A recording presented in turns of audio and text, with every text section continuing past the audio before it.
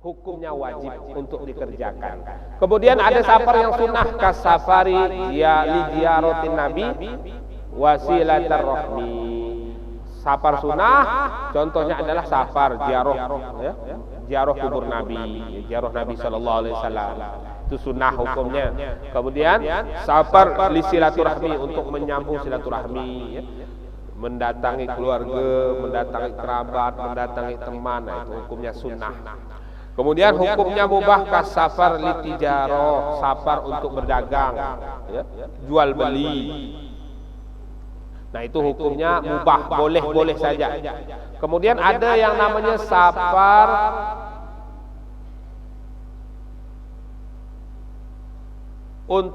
hukumnya makruh.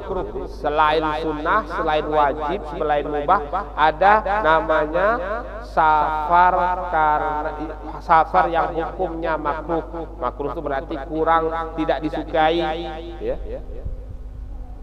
Kasafari litijarah fi aqfadil mauta awil lahwi wal laib ghairul muharram. Safar untuk lalai, untuk mengerjakan perkara-perkara yang tidak bermanfaat.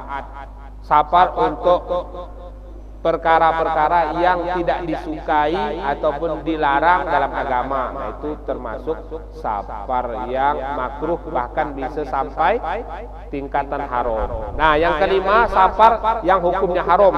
Safar hukumnya haram kasafari jaujah min ghairi iznin. Jadi di antara hukumnya safar perjalanan. Jadi selain ada yang wajib, selain ada yang sunnah, juga ada haram hukumnya. Berarti kalau dia melakukan perjalanan itu haram hukumnya. Apa contohnya haram? Yaitu safarnya seorang istri keluar dari rumahnya tanpa izin suaminya, itu haram. Istri pergi ke Sukadana, pergi ke Teluk Batang, pergi ke Satong, ke Sidung, suami tidak tahu, haram hukumnya. Maksudnya haram bagaimana? Dia keluar rumah tu dihitung maksiat, dihitung dosa. Tanpa seizin suami. Kalau diizinkan tidak masalah. Minimal kasih tahu. Itu safar yang haram hukumnya. Hukumnya haram berarti dikerjakan berdosa. Tak. Saya pergi berdagang Pak Ustaz. Iya, walaupun berdagang, kalau sudah jadi seorang istri wajib, ya, izin atas suaminya. Izin kepada suami. Minimal beritahu. Aqsrusullah ta'ala wa idza darabtum fil ardi falaysa 'alaikum. Sekarang syarat-syaratnya salat qasar. Syarat-syaratnya salat qasar. Salat 4 rakaat dikerjakan 2 rakaat. Itu ada syarat-syaratnya. Syaratnya ihda asyara, ada 12. Jadi 2 syarat yang harus disempurnakan, atau yang menyebabkan seseorang itu boleh untuk mengqasar salat. Yang pertama, antakuna salatu rubaiyah minal maktubah wa hiya az-zuhru wal asru wal isya.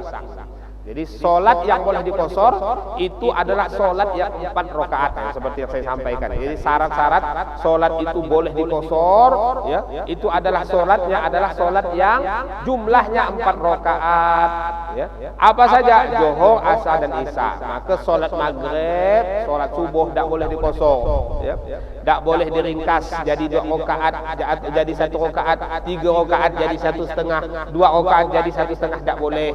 Jadi yang boleh dikosor atau dikurangi, ya, rakaatnya adalah solat yang 4 rakaat.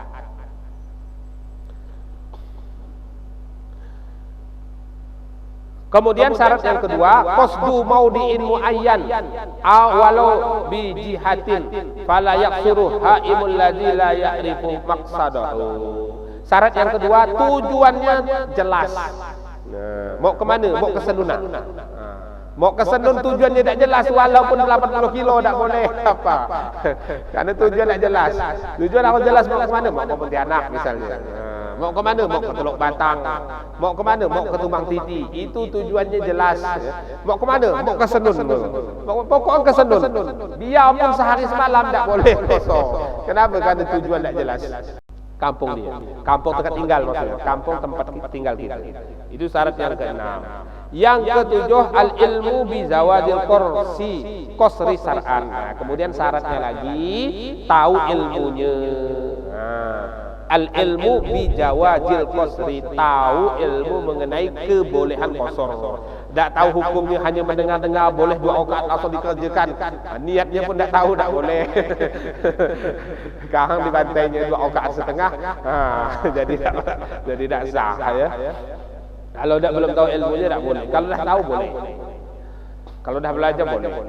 Kemudian syaratnya lagi dawamu sabar ila tamamis shalah, ai ila nihayatiha. Ketika sholat ya, ataupun masih dalam keadaan sabar sampai selesai sholat. Nah, ini mungkin bisa digambarkan kalau di kapal. Di kapal itu kan biasanya berjalan. Nah, mungkin dia orang suka bangun, udah masuk muara misalnya. Udah masuk muara, sholat Johor udah masuk. Kalau dia sholat 1 rakaat kira-kira, rakaat kedua masuk, suka bangun kapal tu, maka tak boleh. Jadi harus dipastikan solat qasarnya itu 2 rakaat itu masih di luar kampungnya. Jadi tidak boleh 1 rakaat masih di luar kampung, 1 rakaat dia sudah di kampungnya. Nah, itu tidak boleh, ya, termasuk tidak sah karena memang syaratnya adalah harus di luar kampung. Sempurna solatnya itu 2 rakaatnya itu harus di luar kampung. Nah, itu contohnya seperti itu tadi. Mungkin dia naik kapal, naik kapal solat Johor atau solat maghrib.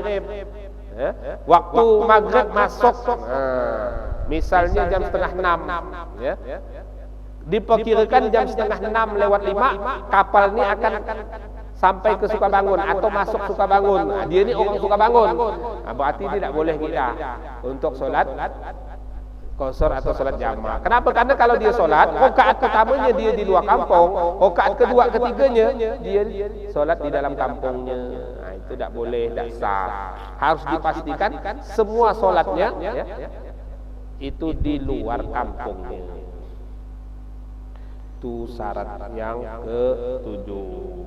Kemudian syarat yang berikutnya niatul qasri indal ihram falau nasiha lazimahu itmam. Nah, syarat yang berikutnya harus dikerjakan ya, syarat ke-9 yaitu harus niat qasar ketika takbir. Kok kelupaan, maka wajib itmam. Niat qasar itu maksudnya ketika takbir itu harus menyertakan qasar, menyertakan kata-kata qasar. Aku niat salat Johor qasar karena Allah Taala. Kok tidak ada niat qasarnya? Misalnya usolli padal juhri 4 rakaatin lillahi taala, Allahu akbar. Di tengah-tengah salat dah aku cuma qasar, tidak boleh. Berarti gimana? Sempurnakan 4 rakaat. Kalau Johor 4 rakaat, kalau Isya 4 rakaat, kalau Asar 4 rakaat. Tak boleh tengah-tengah solat terus tiba-tiba berubah niat. Dari solat ada qasar jadi qasar, tak boleh. Ya, syaratnya ketika niat ya, ketika takbir harus sudah niat. Tak boleh di tengah-tengah. Niatul qasar indal ihram. Ya, harus niat qasar, wajib niat jamak qasar.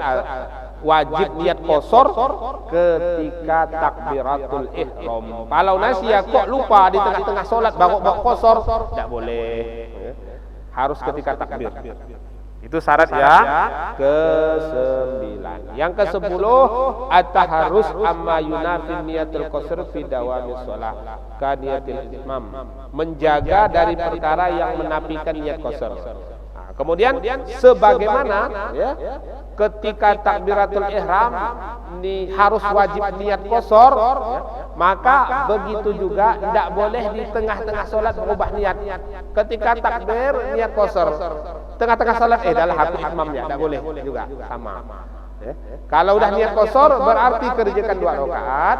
Kalau niat imam juga berarti kerjakan 4 rakaat. Tidak boleh. Niatnya niat qasar, Allahu akbar, berubah niat. Baru rakaat pertama, ya, rakaat kedua berubah. Dalam aku 4 rakaat ya, biar banyak sikit pahala misal. Tidak boleh.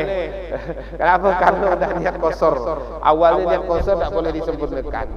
Ya. Kalau niatnya niat sempurna maka solatnya harus 4 rakaat. Ya.